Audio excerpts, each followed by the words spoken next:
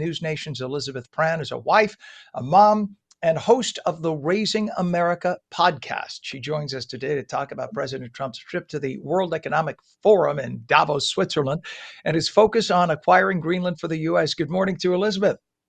Good morning, Ken. I have a question for you before we start Yes. chit-chatting. Would you say over the past even decade, there is always a knee-jerk reaction now to every headline that we see, whether it be Governor Andy Bashir, who I am following politically, we might see his name coming up, to European leaders. Would you agree? And is it Twitter? Is it now X? What do you think it is?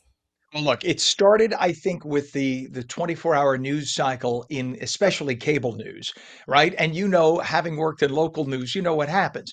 Everybody on the morning show looking to advance a new story because the bosses don't want you to just keep doing the stuff from 11 o'clock. So you look at what the big paper locally is doing. You kind of think about that. You do the big story, and then that becomes part of the news cycle. So that's why I think that's happening.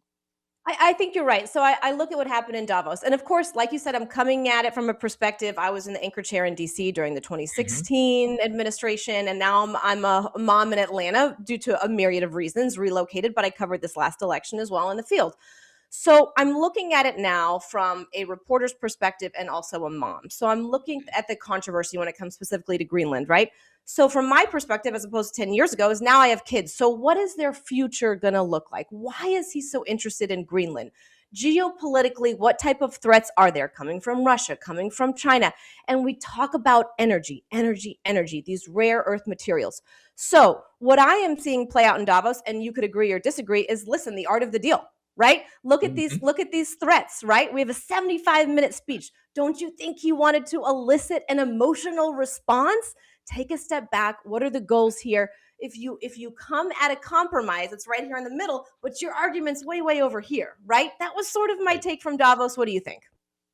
I agree. I had to read The Art of the Deal shortly after I got out of college. I remember a former professor saying, if you want to excel in journalism, read this. And I said, what does this have to do with journalism? He said, read this. This applies to all aspects of your life.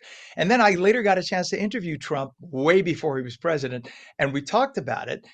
And he lives the art of the deal. So people don't get it. He speaks hyperbolically. He says things like, I'm going to buy the moon. And you look at him like he's crazy. No, what are you doing? He wags the dog. People still fall for it like a bunch of idiots. They fall for it. He says this, knowing he'll settle here. And then when people come back here, they think they've given up, or he's given up a lot, when in terms they've given up everything. That's the art of the deal. You ask for this, you end up here, and you'll be better off than where you were. And I think that's what Trump is doing. He wasn't going to go in with military and take over Greenland, but maybe we'll give them money. Hey, there are 57,000 people in Greenland. If we gave them $25 billion, put $500,000 in the bank account of every man, woman, and child there, you know what they currently make a year on average? $11,000. Do you think they wouldn't want $500,000 in the bank? Yeah. I think that's why, what do they say about money talks and BS walks? Right there. Yeah. And you think about it from a European perspective, when we have all those rare earth metals, do you want them coming from China or do you want them coming from the United States of America? Right. I mean, I'm just thinking of longevity here when we talk about the security of our kids and we talk about where we're getting these resources. And you're looking at this very, very long-term goal. Did I expect that reaction from Europe? I mean, look at what he said about NATO in the past. Look at what he said on the campaign about NATO. And also, what about NATO does need to be maybe rehabilitated, right? Well, the fact that the U.S. is paying 2/3 of the bill, and we used to pay even more. We used to pay about 85% of the bill. Billions. This is why when I hear my friends say, well, look, if we move to Sweden, we get free healthcare, we get free college. Yeah, it's because you and I are paying the taxes to support their asses. That's why we're paying billions so that our military protects them from becoming just another annexation of Russia. People just don't get that because they don't see outside their little xenophobic world that this is why we don't have all the freebies, because the reason why Europe can afford to be socialist is because we're the big daddy propping them up. Well, and they enter an echo chamber, right? You hear that a lot with folks who go to Canada because they feel like our healthcare system is broken. Now, don't get me wrong. You and I could do a whole podcast on the healthcare of the United States, but you go to Canada and then you wait 7 years to get into an appointment. I'm just saying the grass isn't always greener.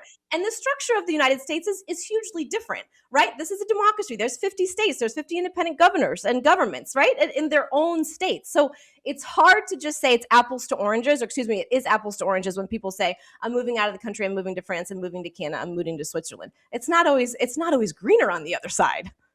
This is so true, but I think again the hyperbole. 24 hours ago, every cable news channel, I'm pointing because I have a TV monitor right there. Every cable news channel was talking about how sick and awful this man is, and every poll, American 65% against Trump. I'm like, nobody gets it. Are you people all that dumb?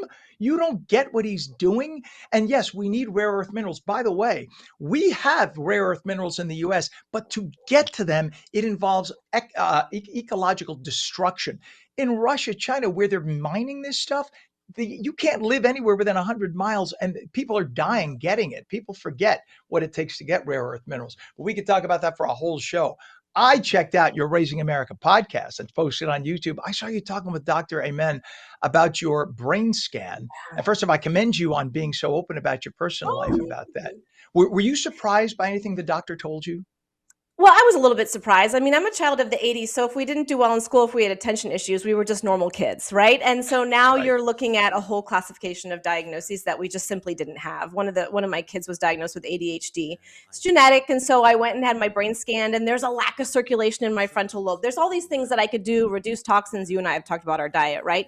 But what Perfect. I learned from the scan is simply information I didn't have before. We're seeing all of these new technologies introduced when it comes to psychiatric. I guess I may need your help here. Psychiatry. Psychiatric? There we are. And so all of these diagnoses now you have in a scan, and I really think it's tools that we simply didn't have before. So it's very informative. So if someone's like me and they're a living golden retriever, they can't put the peanut butter back on the top of the can.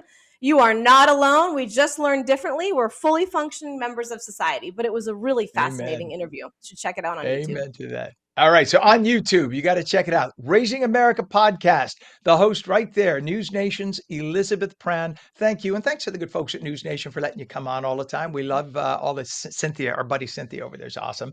We will Grateful for catch you you, again Ken. next Thursday when I want to know about your sourdough. You got it. Thanks, Ken.